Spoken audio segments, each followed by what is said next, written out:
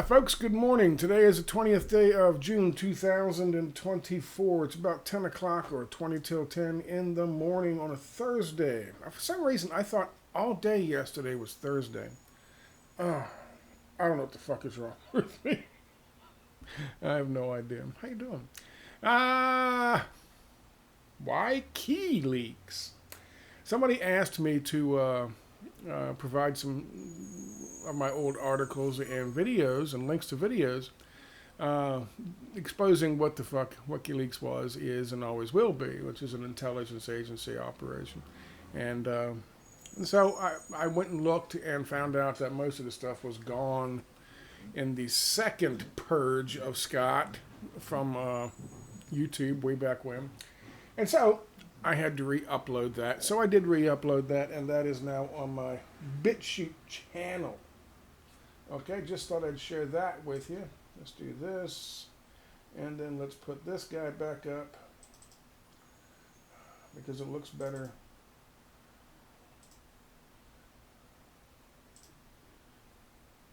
There we go. Okay, it looks better with the two fucking glowing orbs on the sides. How you doing? Good morning. I also posted an article on crackers with attitude. Crackers with attitude. C-A-I with? C-I-A? Oh my goodness. This is back in the day when Obama and Brennan, I used to call him the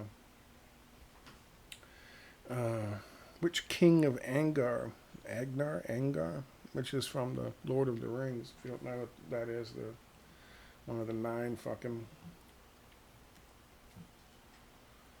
soulless horsemen riding around. That's what I call John Brennan, Obama's fucking CIA guy.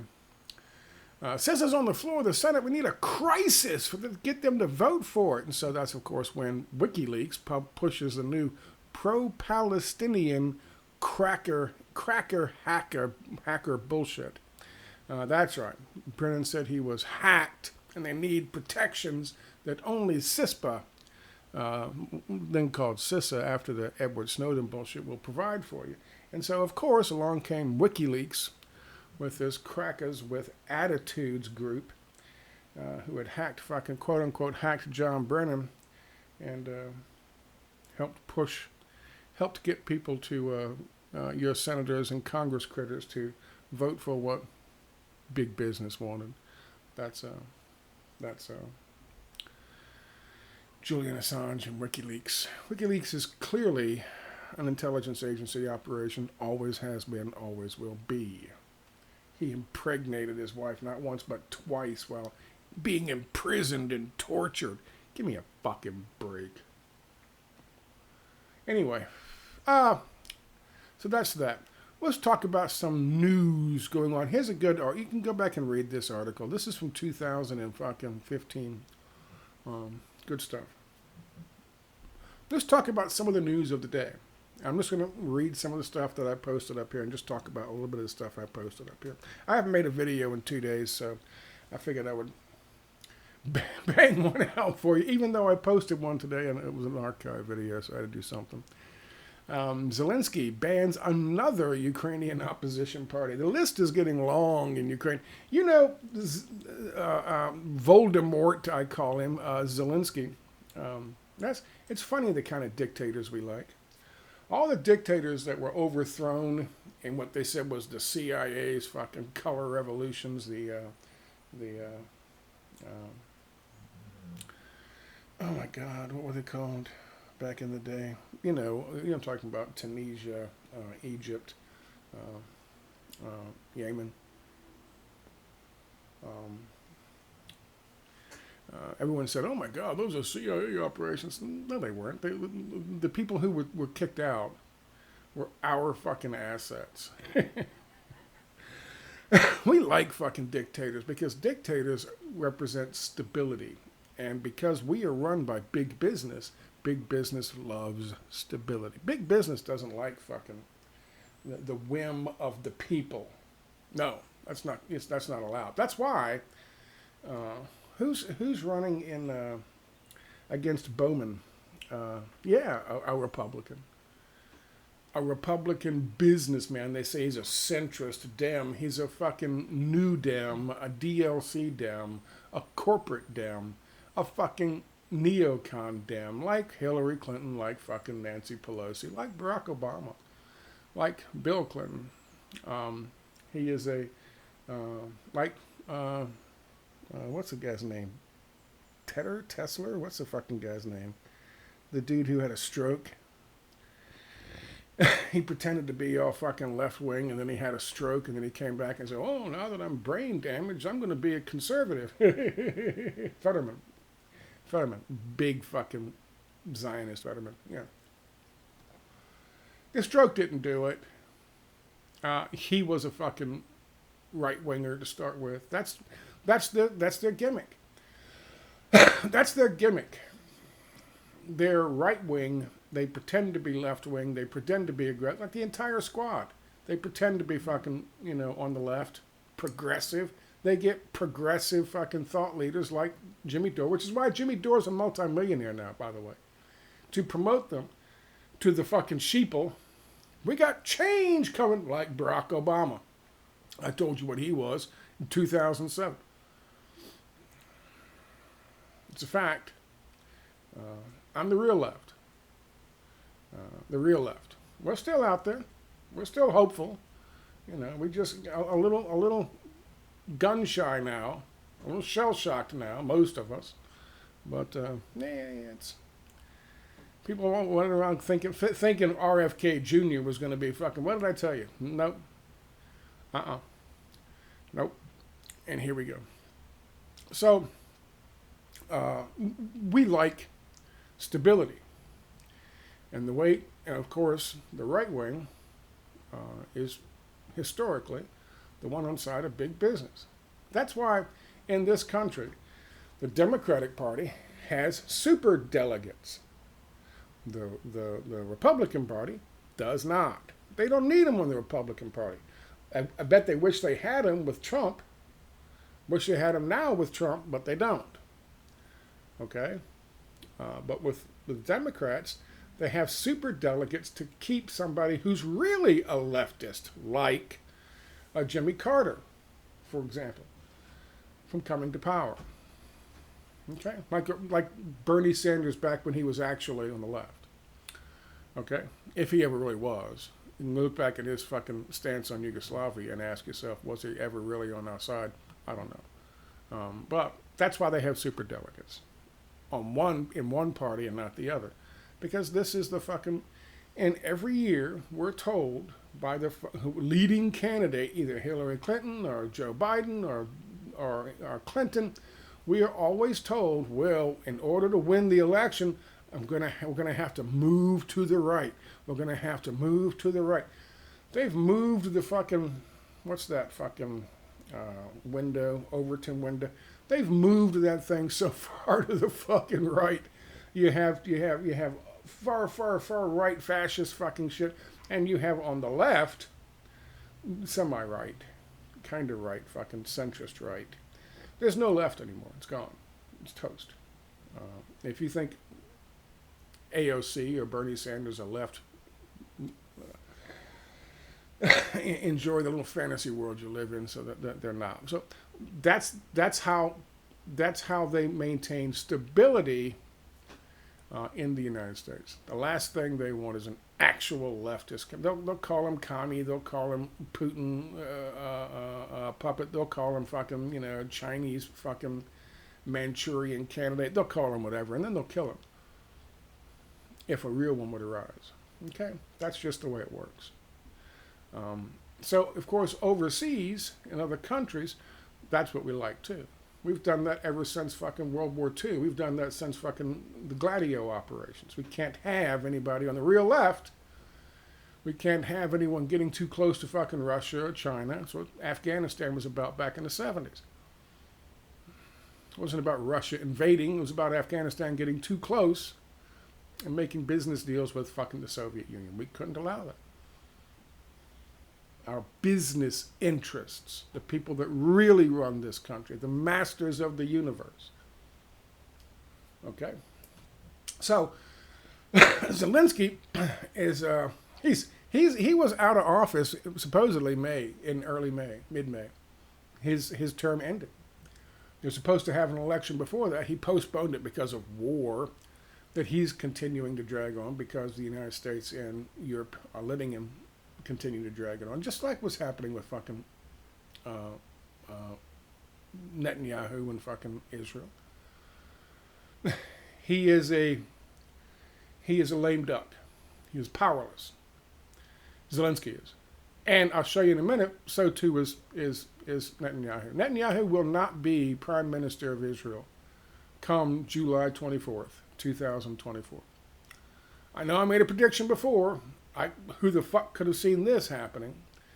Had I known that we had sent our goddamn Salvador option expert over there to help them come up with a way to punish the civilians until they give up on Hamas. Had I known all of that, I probably wouldn't have made that prediction. However, I can honestly tell you, I don't think he's going to last 34 days. I don't think he lasts 34 days. Netanyahu, he might not last a week with what's happening now. But Zelensky's definitely out. Russian fucking intelligence are reporting that they are prepping to regime change Ukraine and bring somebody in. They can say it was always Zelensky. They can put it all back on Zelensky. They can expose all the fucking money Zelensky's been pocketing. I don't know how much is left because he does a lot of fucking blow. But you can tell from his puffy coke face. But he does a fucking shit ton of blow, him and his wife. I'm sure they'll tell them they're going to ship him off someplace to a non-extradition country as a reward for all the work that they've done. But they'll probably burn him. I mean, I don't mean physically. I mean, in terms of burning assets. But Zelensky's in deep kimchi right now. He's banned another political party. There's been no. He says he's not going to have a fucking election until. He's banned all. I mean, every serious other political party he has banned and made illegal. He has shut down the media. He has consolidated all these fucking news agencies so that they're all under one fucking umbrella now, which means they have one person controlling them. He's toast. Zelensky's toast. And like I said, Russian RT and Sputnik article just came out talking about the fact that Russian fucking intelligence agencies have said they've determined they've uncovered information showing that the Biden administration is ready to get rid of Zelensky. And I believe, you'll see in a second, I believe the same thing's happening to Israel. Think about this. Here we are in June. We got July, August, September, and October. And then, of course, the election. So we got 4 months. What a nifty little October surprise it would be if Genocide Joe was able to make peace in Ukraine between Ukraine and Russia and bring peace to the Middle East and find a solution to the Middle East problem that's gone on for, 75 years. All right before the election where he's getting ready to lose to Donald Trump. And supposedly a close election. So on one side you got Trump, the convicted criminal. On the other side you got Peacemaker Joe.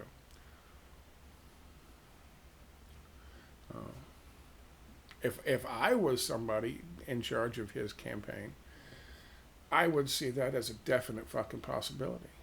Now, as you know, I've told you before, we have electronic voting machines. It really doesn't matter. What matters is the narrative. What matters is what can they say to the people when the exit polling and the previous polling right up until the election that takes place is different than what happens in the overall fucking election totals. That's what they need. They need a narrative to explain that. And of course, the narrative would be, well, you know, maybe they were iffy in the polls, or maybe they were iffy about saying that they supported Biden, but really, Biden brought peace to the fucking Middle East. And that was something nobody could do for 75 years. Forget the genocide he brought there. Forget Salvador option he brought there. He brought peace to the Middle East. He finished this fucking thing with Ukraine. That's been going on since 2014. He's going to get the Nobel. They'll probably hand him a Nobel Peace Prize 2 days before the fucking election. And don't say they don't do that Nobel Peace Prize place. They did it with fucking Barack Obama. Not right before the election, but right after the fucking election. They said, okay, well, we gave him the Nobel Peace Prize for what he's going to do. Nobel Peace Prize, Obama, Jesus Christ. Bird flu. This is from Daily Saba. Bird flu spreads raises global pandemic alarm. So this is becoming commonplace. Talking about the old bird flu. Someone I didn't do a video since then. Someone who is in the industry, in terms of research and government work and stuff like that, gets obviously insider info emailed to him via different, sources. And this is one of the things that he got recently. Will that come up here? Yes, it will. They are, this is XXIDT, I think. They do integrated DNA technologies. And they are, I think this is looking for tests, where to do H5N1, H5N2 primers and probe sets for avian flu tests. So everybody is getting geared up for the next big thing and the next big thing. There's another article on here on H5N1 I'll share with you. And the next big thing looks to be H5N1.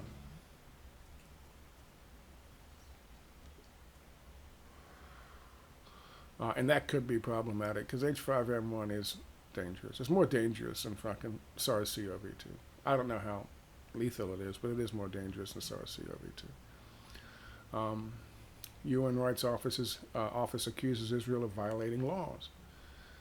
Did I talk about that or did I post it? I might not have talked about it. I definitely posted it the other day. And I can't just say it. I got to come out and show it. Let me go to the older post here and see.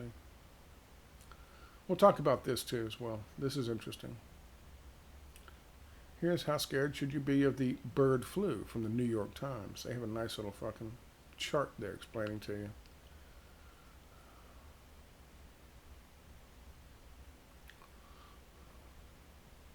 This.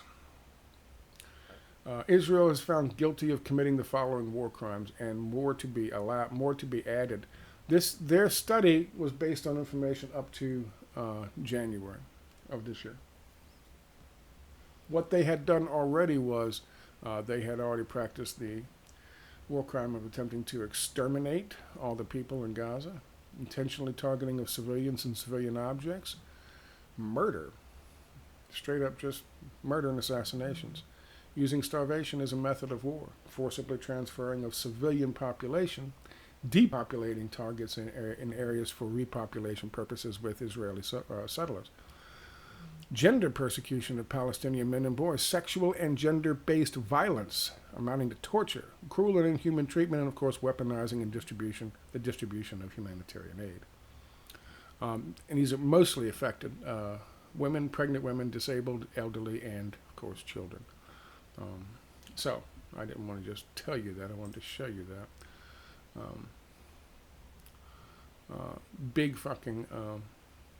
Big news on that. On yet another fucking front. So many fronts. The whole world sees Israel for what it is. In spite of the fact that they tell us who you're going to believe, me or your lying eyes. The whole fucking world sees what Israel's doing. And in case you hadn't noticed, and I've mentioned this before, and I'll say it again, in case you hadn't noticed, back in the day, we saw the Michael Rappaports every day coming out, walking up and down the streets of New York with his head held high, talking shit in support of the Zionist fucking agenda. Where the fuck is he now? Last I heard, he was hiding in Israel. He had to go someplace. He had to go someplace where he wasn't accosted on the fucking streets for being a collaborator with the Nazi regime in fucking Tel Aviv. That's just the way it is. I mean, don't tell me they're not Nazis. They just have one of their fucking politicians caught on video citing fucking Hitler, a Hitler fucking mandate for turning all of Germany into fucking Germans with no Jews. As an example of what they should do with fucking all of Israel, which of course includes Palestine.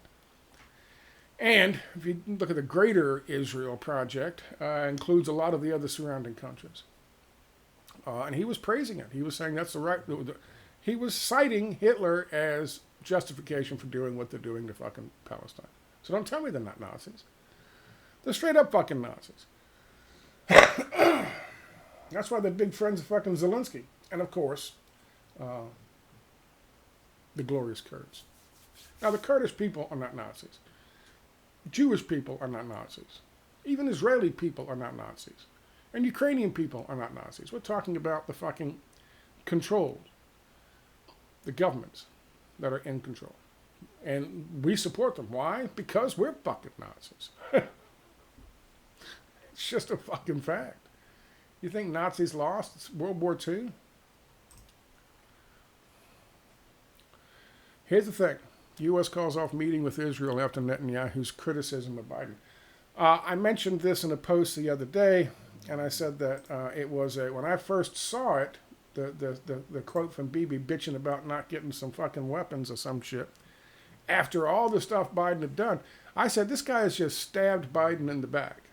And my theory on this is very simple.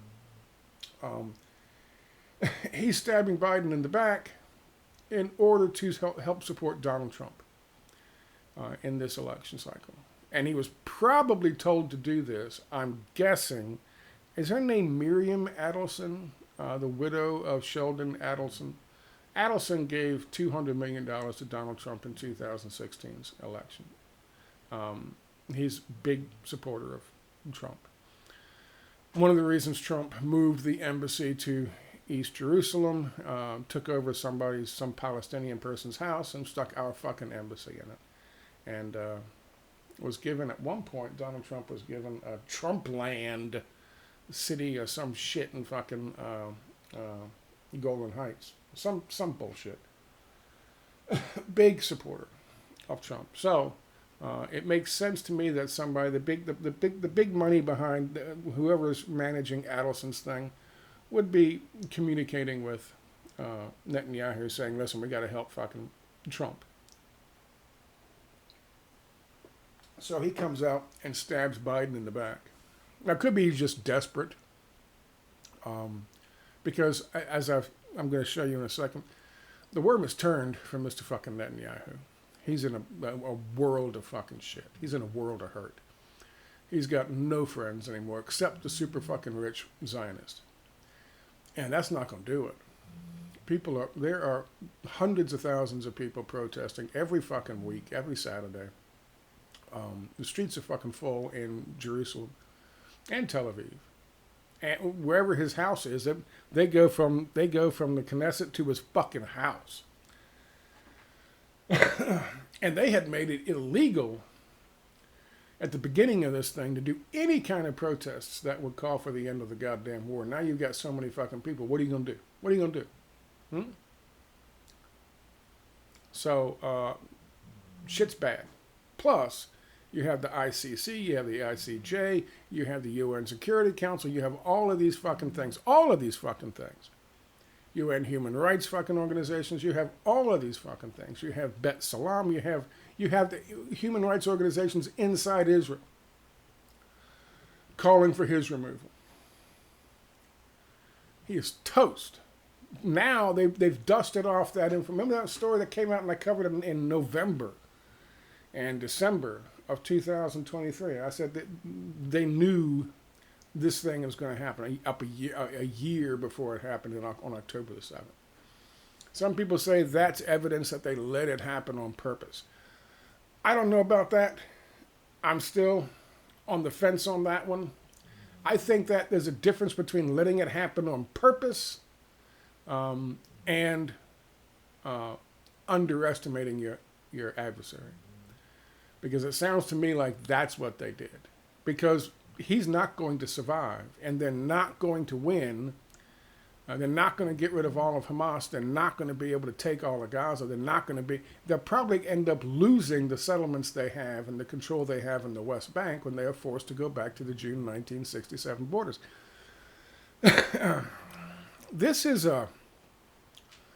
to think, because what they're doing is they're collectively punishing the civilian population in Gaza. They're bombing the people in Gaza, hoping to get to the point where the people have had so much they'll say, we stop, quit, we'll turn our back on Hamas, we'll do whatever you say, we'll stop with Hamas. Just stop bombing our kids. They're not doing it. In fact, the more they bomb, the deeper and entrenched they get, and the idea of revolution. There's a guy I'm going to show you in a second who just spoke. He's not a guy who's former IDF. He's current IDF. And he came right out and said yesterday that this plan to get rid of Hamas is never going to work. It's not going to work because Hamas is not a thing. It is an idea. And it's not terrorist. That's why I get so pissed off when I see like Cenk Uygur talking to RFK Jr. and I got to turn it off as soon as he goes, I agree with you. Hamas is a terrorist organization. Click. Click. Do the research. Do the background. Okay? Hamas is not a terrorist organization. Hamas is a political party like the guy from the IDF said. And the idea he's talking about is resistance. And that's why we have to get the IDF and the Zionists have to get rid of them. But you can't get rid of them like that. So I tell you all that so I can tell you this. I don't care how crazy you think they are, how stupid you think they are, how powerful you think they are. I don't think they ever thought to themselves, we can just bomb the shit out of them at any given time, and eventually they'll turn on Hamas. I don't think they went into this on October the 6th with that idea in mind. Okay? For them to have let it happen on purpose, they would have needed a more concrete, pinpointed fucking means by which to deal with getting rid of Hamas quickly, get it over with, done, and take the fucking land. Instead, what we have is this piecemeal bullshit where sometimes they're bombing the shit, sometimes they're not, sometimes they're driving them out, sometimes they're not, sometimes they're building fucking the Nakba pier, and sometimes it's being detached and taken off, and now it's being brought back when it's not being blown down the fucking... It's just happenstance. It's catch as catch can. 9/11 was not an example of let it happen on purpose. They made it happen on purpose. They had concrete fucking plans from A to Z. This is not like that. Now again, I could be wrong. They could be all stupid. That's always a possibility. Maybe I'm overestimating my enemy as opposed to underestimating them like they did. But I believe that they were given information, they were given intel, and they said, you gotta be kidding me, we're fucking Israel. They've got all this fucking stuff and all these sensors and all these fucking automated turret systems and this great wall. They blew holes in fucking fences. They cut holes in fucking wire fences, chain link fences. Okay, we have all this stuff protecting us. We are in charge. Plus, they said, and this was from November and December of 2023, They said this is aspirational. These are aspirational plans that Hamas and the Palestinian resistance forces in Gaza have. They can never work together because they're too animalistic and they're too involved in their own shit. They'll never get around to doing it. They're training, but they'll never get around to it. I remember, and I posted this a little while ago, that when they came out and said this past week, they said the Gaza division of the IDF was the one thing that they knew for a fact had intel on this training that was taking place a month prior. Training that looked exactly like what happened. They knew it was the Gaza division had, at least they knew that much. The Gaza division had this information. June 7th, the head of the Gaza division resigned. This is weeks before this story came out. 2 weeks, a week, almost 2 weeks before this story came out. Almost 2 weeks, 10 days. They let him get the fuck out before they came out and published this fucking story. So I don't know where he is now. He's probably moved.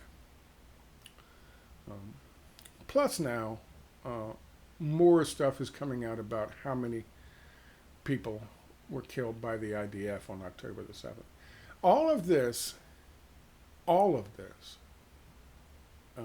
is directed towards pushing Netanyahu out. All of this is being directed toward pushing Netanyahu out. Gantz fucking resigning, the other guy fucking resigning, the whole thing being disbanded. And now they're looking around going, he's going to put his own fucking war cabinet of ultra-Zionists together. The people of Israel are not going to stand for this. They're not going to stand for it. They're not. Not for much longer. So, of course, Biden calls off the meeting with Israel. Israeli military spokesman Hamas says Hamas defeat remarks widen rift with Netanyahu. That's Al Jazeera, and here's another article talking about the same thing. His name is Hagari. Hagari's acknowledgement of Hamas's invincibility attests to Israel's defeat in Gaza. His third thing. Can Israel defeat Hamas? Its own military doesn't think so. Clashing with Netanyahu. Here are 3 articles talking about the same thing. Their own military spokesperson is coming out and saying, we can't fucking do this. Anyone who thinks you can eliminate Hamas is just wrong. Period. He says it's throwing sand in the eyes of the Israeli people. That was just yesterday. Bibi is on his way out. And everyone knows it. Let's go back and look at a few older posts from the other day. Since I didn't do this is a big one. Kansas v. Pfizer statement from Chris Kobach, Kansas Attorney General. Good video to go watch. Pretty straightforward. Talking about a lot of things. There's another video I did on that.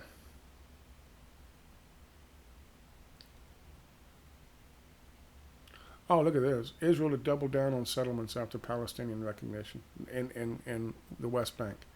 They intend to rush in there and grab as many settlements as they can so that when they negotiate what's going to be Israel, what's going to be Palestine, they can throw off the new ones and say, okay, well, we'll sacrifice these new ones and keep the land that they have. It's all about stealing land, boys and girls. Zionism has nothing to do with Judaism. It's about greed. This is a video from the authorities responsible for. I read some of this for you right here. And here's the report saying that they knew before October the 7th about the attack. However, I remind you that November 30th, this information was already out. Not in one source, not in 2 sources, but 3 or 4 and 5 sources. And then on October the 9th, Egyptian intelligence officials said Israel ignored repeated warnings of something big. That was 2 days, less than 48 hours after all of this. Egypt was reporting they knew something was gonna happen. That was 2 days. And of course, I told you right here, I failed in my last mission. Gaza division head announced resignation on October the 7th. That was June 8th. And of course, here it is. Security sources told Con News that the document was known to the intelligence leadership at the very least in the Gaza division. That was June 17th. And then, of course, June 8th, they let this guy fucking resign and sneak out. This is the Pfizer court case information. And the full text, there's some interesting text on this, on the Pfizer case. This is from Dr. Campbell covering this. It's good to go watch. Again, you can find it on my website. Or you can go to Dr. Campbell's thing. Link is right here. And watch it there on YouTube. Give him a like and a follow and subscribe. There's a whole list of stuff inside this. Pfizer misled the public that it had a safe and effective vaccine. Pfizer says COVID-19 vaccine was safe, even though it knew its COVID vaccine was connected to serious adverse events, including myocarditis, pericarditis, failed pregnancies, and deaths. This is a case being brought by the state of Kansas against Pfizer. This is big. And it's something that you should pay attention to. Pfizer worked to censor speech on social media that questioned Pfizer's claims about its COVID-19 vaccine. Tons of stuff there. Go check that out. Anyway, let me let you guys go. I just wanted to come out and give you kind of an update on what the news was today. Like I said, I posted that stuff from WikiLeaks because it's got nothing to do with what's currently going on, whether dude will be bar mitzvahing his fucking kids before he ever goes to fucking trial in the United States. He's being tortured in Belmarsh prison. Give me a break. He's fucking on the beach someplace in one of these man-made islands in Abu Dhabi or fucking Qatar or whatever the fuck they do these things, where you have to have top secret clearance just to come in and deliver a goddamn pizza. And he's there with others who have been disappeared, like murdered, like Khashoggi. Like maybe even fucking Jeffrey Epstein. There's a whole ton of them. There's a ton of them. But that's where he is. Anyway, there you go. That's what's happening with the world today. I thought I would share that with you. That's the news of the day. My situation with my knees is I thought it was going to be possibly postponed. It might not be. So we'll see what's happening with that. So far, so good. Keep your fingers crossed. And there you go. That's the day. I'll talk to you later. Bye.